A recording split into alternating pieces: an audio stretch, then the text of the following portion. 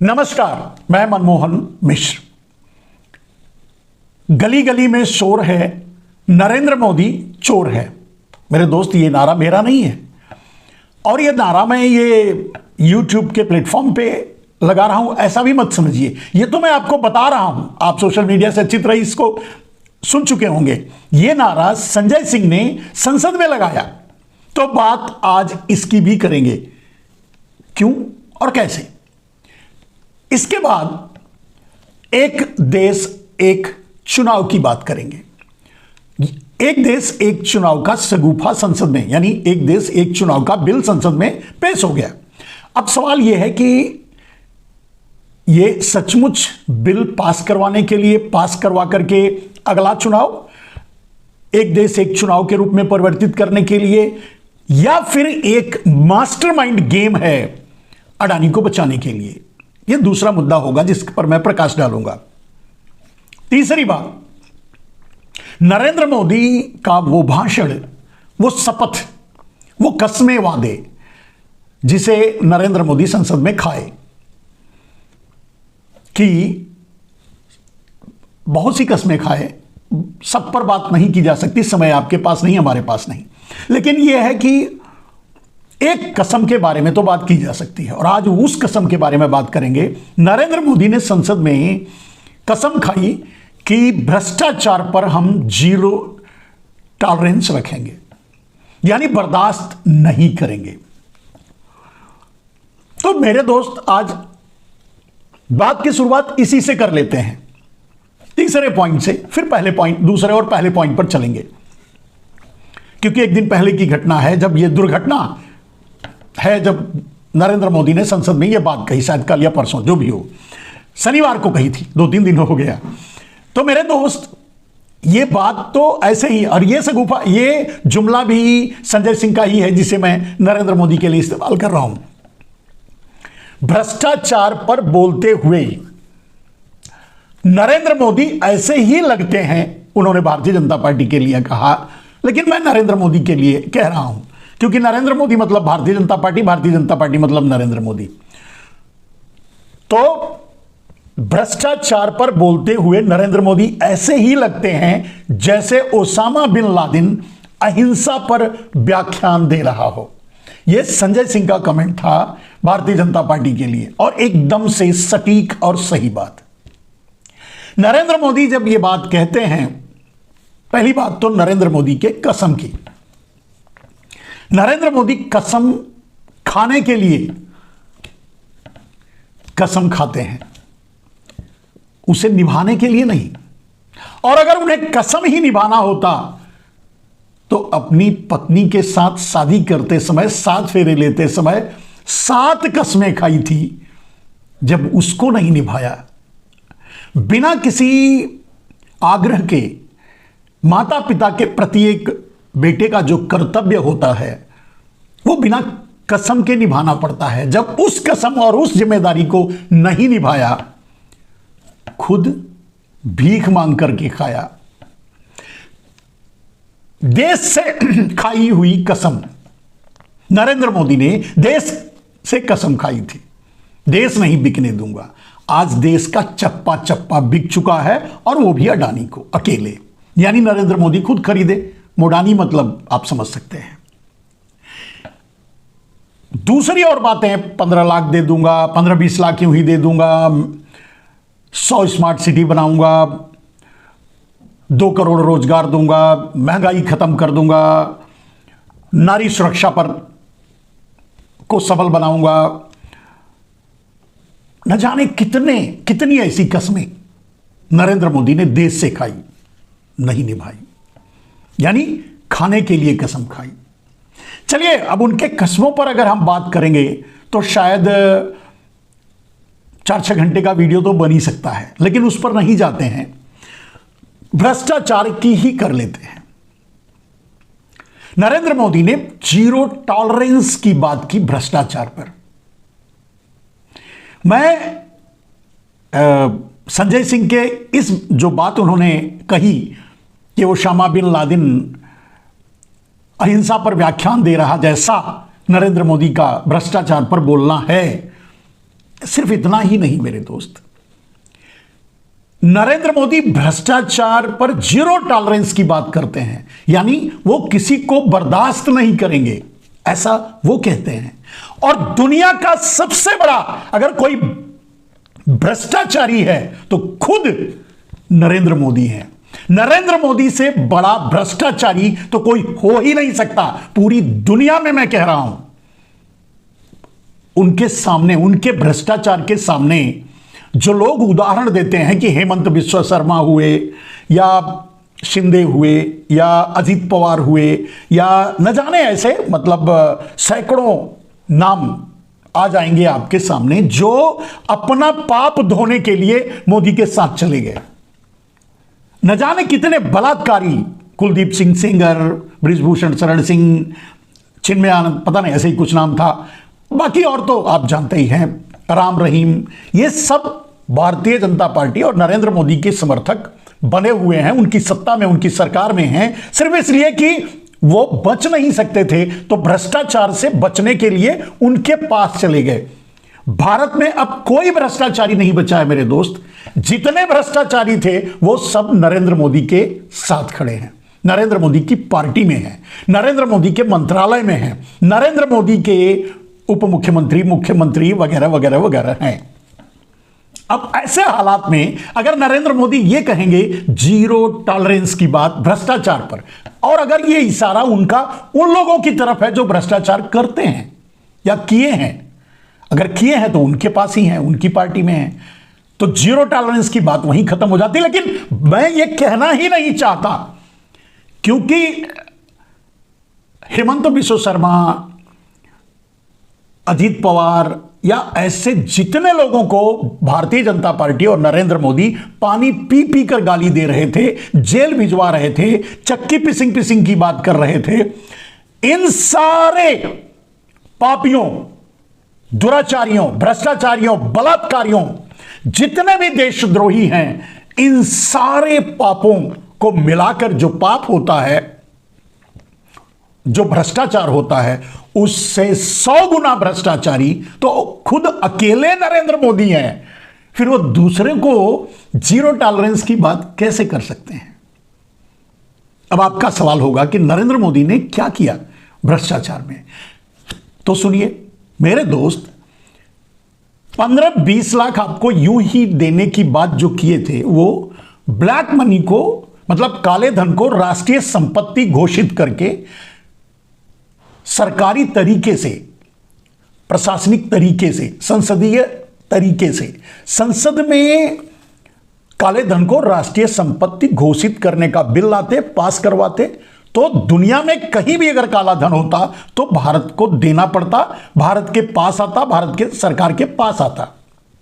लेकिन नरेंद्र मोदी ने जैसे ही प्रधानमंत्री बने, उससे पहले तो वादे करते रहे, वादे तो हमारे सामने भी कर चुके हैं, ठीक ठीक सामने टेबल पे ऐसे सामने बैठ के वादे कर चुके हैं। यहां तक कि भारतीय जनता पार्टी, छोड़िए नरेंद्र मोदी के साथ, भारतीय जनता पार्टी के लगभग सारे बड़े नेता साइन करके दे चुके हैं कि काले धन को राष्ट्रीय संपत्ति घोषित करेंगे।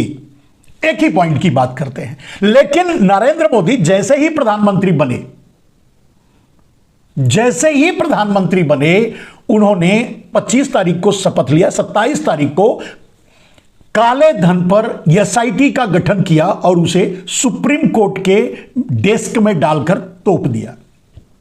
और जितना काला धन था देश में, जो प्रचार करवाए थे अपने दलालों के जरिए, रविशंकर के जरिए, राम रहीम के जरिए, जग्गी वासुदेव के जरिए, रामदेव के सबसे बड़े प्रचारकर्ता रामदेव के जरिए, आपको पता होगा कि पतंजलि नरेंद्र मोदी की बेनामी संपत्ति है, खैर ये अलग बात है, उसको कभी, तो जितना प्रचार करवाए थे वो 400 लाख करोड़, अगर मान लीजिए 400 लाख करोड़ नहीं था, 200 लाख, 300 लाख करोड़ होगा, 200 लाख करोड़ होगा, जो भी, ये सारा का सारा पैसा नरेंद्र मोदी अंडरग्राउंड कर दिए।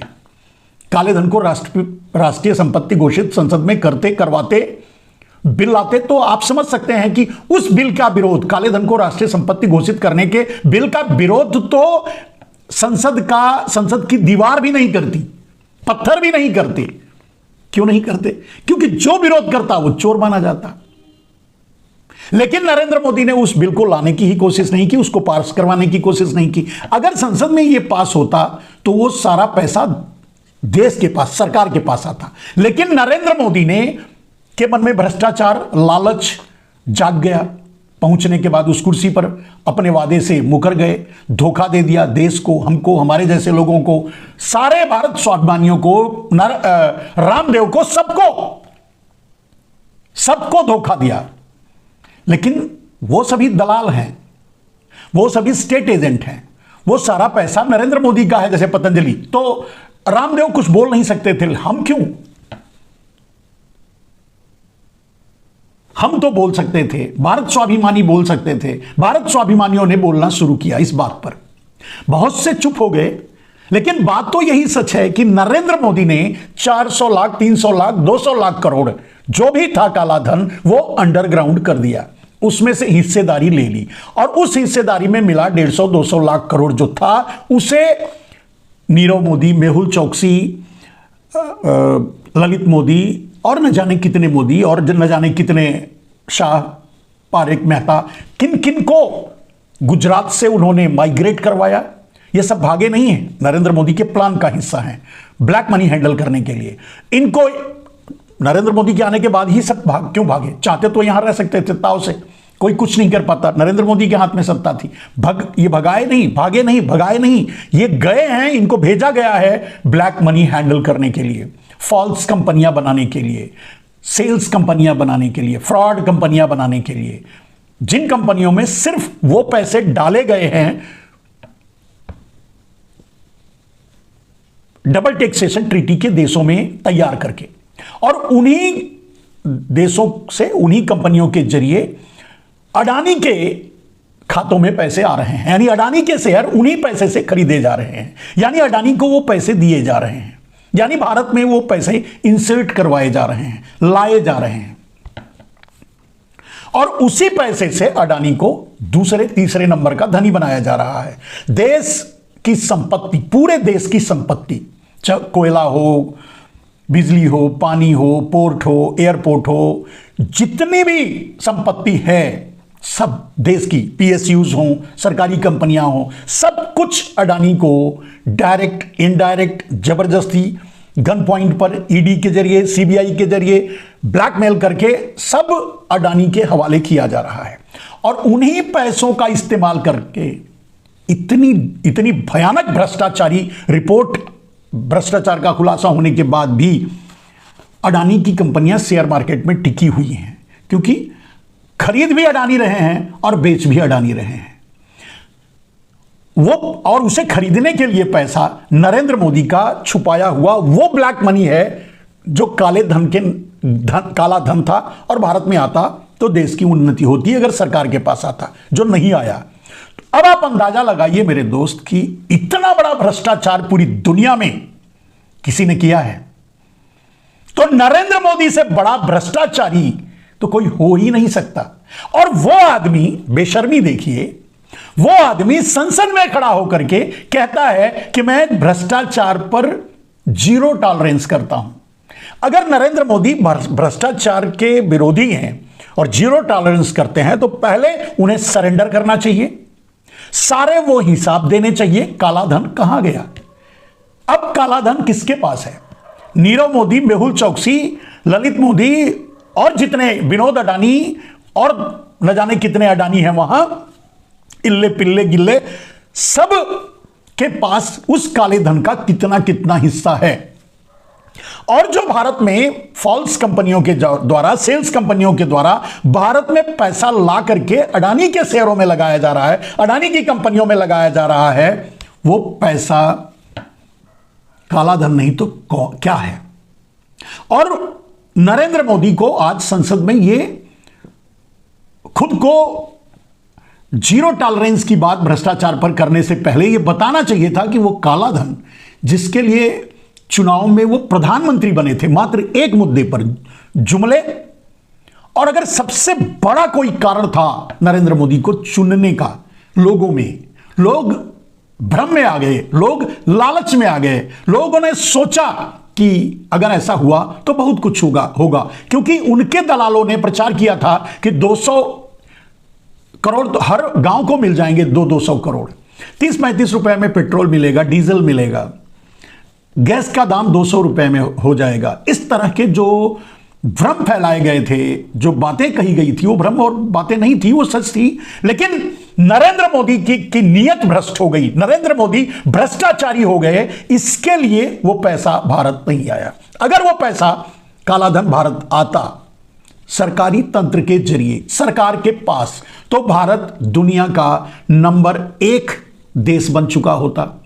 डॉलर, 1 रुपए का $1 मिलता, किसी को कोई टैक्स देना नहीं पड़ता। मेरे दोस्त, पूरा भारत विश्व गुरु बन जाता। भारत दुनिया का तीसरे नंबर की इकोनॉमी, या कौन से नंबर की बोलते हैं, पहले नंबर की इकोनॉमी बन जाता भारत दुनिया में। क्यों नहीं बन पाया? नरेंद्र मोदी के भ्रष्टाचारी होने के नाते।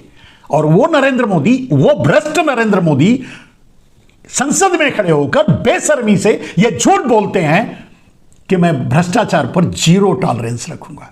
तो लोग हेमंत बिश्व शर्मा और जैसे लोगों को निशाने पर लेते हैं, उनकी बात करते हैं। कोई ये नहीं बोलता कि इससे बड़ा भ्रष्टाचारी कौन है। नरेंद्र मोदी से बड़ा भ्रष्टाचारी तो कोई हो ही नहीं सकता। जितने लोग, जितने पापी नरेंद्र मोदी के साथ खड़े हैं, भारतीय जनता पार्टी में हैं, उनके साथ मिले हुए सारे पापों से 100 गुना बड़ा पाप नरेंद्र मोदी ने किया, भ्रष्टाचार नरेंद्र मोदी ने किया। और वो नरेंद्र मोदी संसद में खड़े होकर झूठ बोलते हैं, बेशर्मी करते हैं कि मैं 0 टॉलरेंस करूंगा भ्रष्टाचार पे।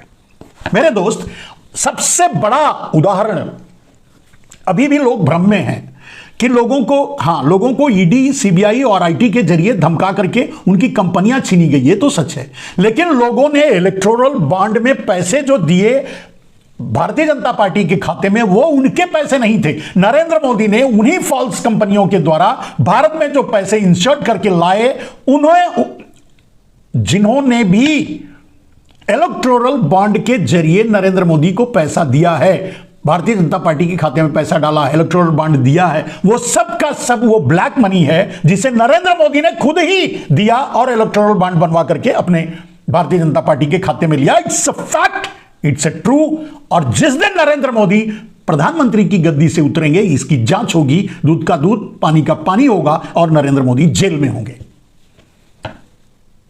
ये असलियत है उस बात की जो नरेंद्र मोदी ने कसम खाई।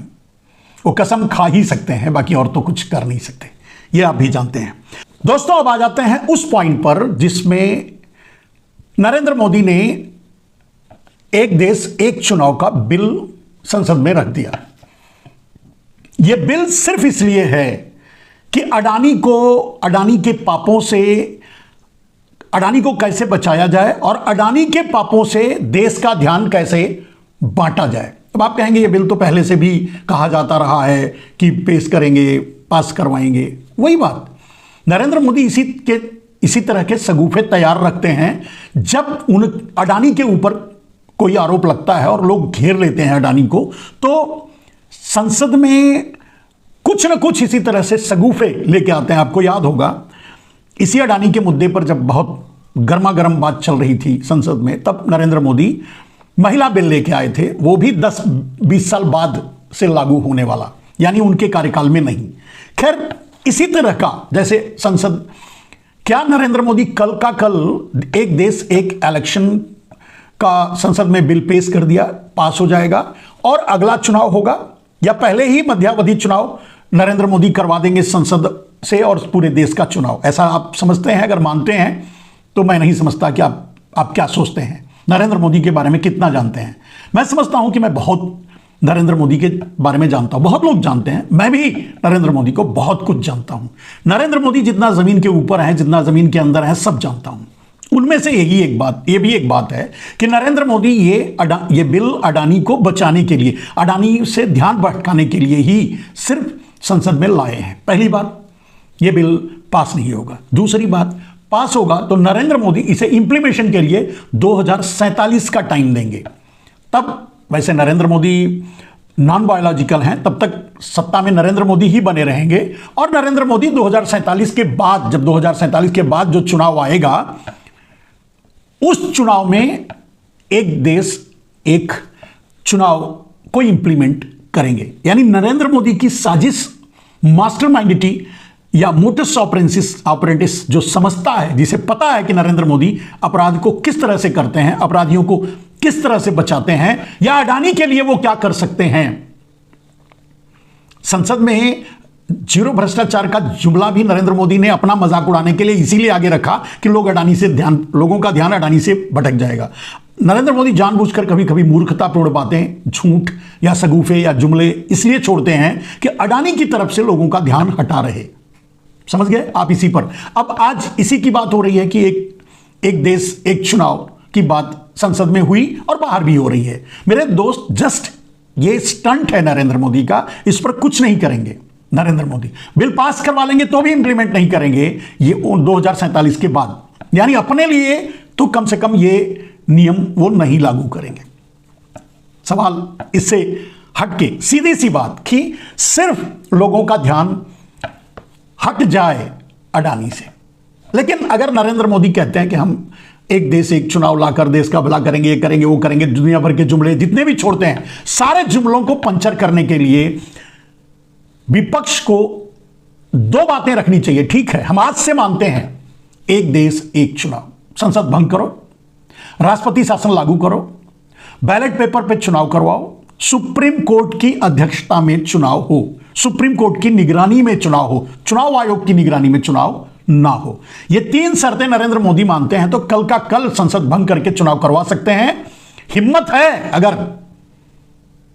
अगर सचमुच नरेंद्र मोदी के खून, वो कहते हैं, मैं नहीं कहता कि व्यापार मेरे खून में है, विदेश में बैठकर ही बात कहेंगे, तो अगर सचमुच नरेंद्र मोदी के खून में सिर्फ व्यापार है तब तो बात ही खत्म हो जाती है। अगर व्यापार के अलावा थोड़ी बहुत जरा सी भी राष्ट्रभक्ति है, देशभक्ति है, देश प्रेम है, अगर वो ललित मोदी, नीरव मोदी, मेहुल चौकसी की तरफ भागने का इरादा नहीं रखते हैं, इस देश के कानून का सामना करने की हिम्मत रखते हैं, तो चैलेंज करता हूं, मोदी जी, एक देश एक चुनाव अब लागू करो और चुनाव सुप्रीम कोर्ट की निगरानी में हो, चुनाव राष्ट्रपति शासन के अंदर हो